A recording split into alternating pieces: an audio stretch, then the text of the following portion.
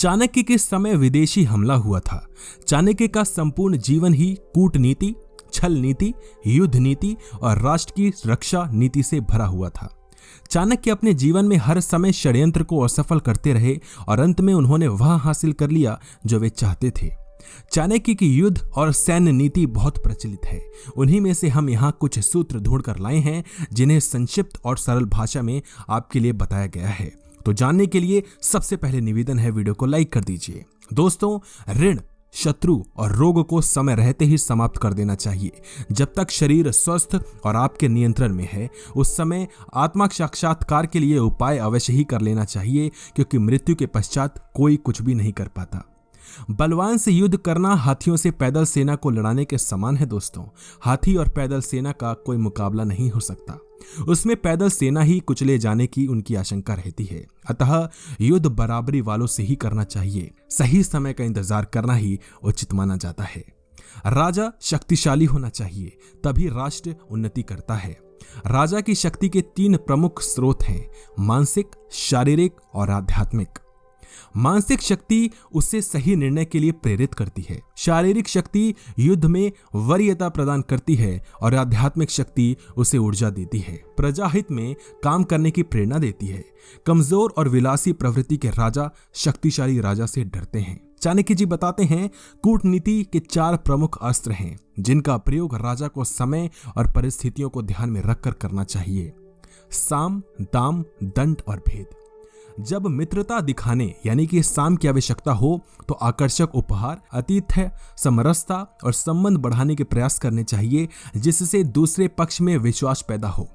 ताकत का इस्तेमाल, दुश्मन के घर में आग लगाने की योजना, उसकी सेना और अधिकारियों में फूट डालना, उसके करीबी रिश्तेदारों और उच्च पदों पर स्थित कुछ लोगों को प्रलोभन देकर अपनी ओर खींचना कूटनीति का अंग है।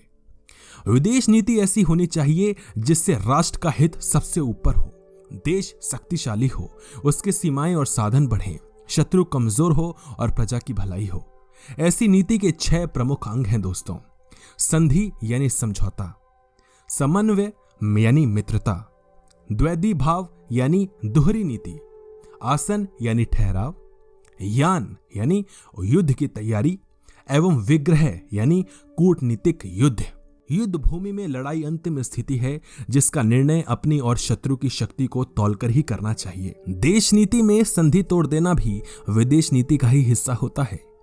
शत्रु को कभी भी कमजोर मत समझो। शत्रु चाहे कैसा भी हो और कितना भी शक्तिशाली क्यों ना हो, पर उससे अपने विवेक का इस्तेमाल करके हराया जा सकता है। शत्रु के मित्र को अपना मित्र बना लो ताकि वो आपको हानि न पहुंचाए, और उसके शत्रु को भी अपना मित्र बना लो ताकि हमारे किए हुए वार की ताकत दोगुनी हो जाए। अपनी नीति को तो अपनाओ ही, लेकिन शत्रु की युद्ध नीति को समझना भी उतना ही जरूरी समझो। युद्ध में अपने शत्रु की तरह सोचना भी जरूरी है।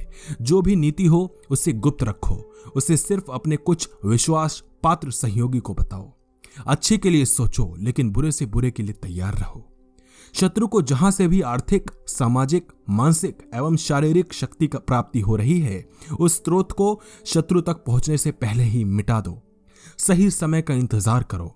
जब शत्रु पूरी तरह कमजोर हो जाए तब उस पर मिलकर आक्रमण कर दो। इस तरह के हमले के बाद शत्रु पूरी तरह से अचंभित हो जाता है और आपसे बदला लेने में भी सक्षम नहीं रह पाता। यदि युद्ध में लाभ नजर नहीं आता तो शांति लाभदायक है। अपने दुश्मन से अधिक ताकतवर राजा के साथ संधि लाभप्रद होती है। इसके लिए ताकतवर राजा से अच्छे संबंध रखने चाहिए, हर संभव प्रयत्न करने चाहिए। विजिगीषु यानी विजय की आकांक्षा रखने वाला, उसके शत्रु 2 प्रकार के होते हैं। एक तो स्वाभाविक शत्रु होता है जो बराबर का ताकतवर होता है और जिसकी सीमाएं देश से लगी हुई होती हैं। दूसरा काल्पनिक शत्रु होता है जो इतना ताकतवर नहीं है कि युद्ध करके जीत जाए, लेकिन दुश्मनी का भाव रखता है, शत्रुओं से मित्रता की कोशिश करता है। कुछ राजाओं से मित्रता विशेष कारणों से की जा सकती है, जिससे अपने देश का लाभ हो या व्यापार और सैन्य शक्ति बढ़ाने में। कुछ पड़ोसी राज्य ऐसे भी हो सकते हैं जिनके घर पर शत्रुओं की तलवार लटकती रहती है। जो कमजोर हैं उन्हें वसल की संज्ञा दी गई है। इस तरह हमने देखा है कि चाणक्य के युद्ध, सैन्य और कूटनीति के क्या विचार थे। हालांकि हमने इसे बहुत ही संक्षिप्त में बताया है दोस्तों। अगर डिटेल में जानना है तो कमेंट सेक्शन में बताइए, और हाथ जोड़ के निवेदन है कि इस वीडियो को शेयर कर दीजिए सभी के साथ, ताकि वो भी कूटनीति समझ पाए, वो भी डिप्लोमेसी समझ पाए। वीडियो देखने के लिए आपका धन्यवाद।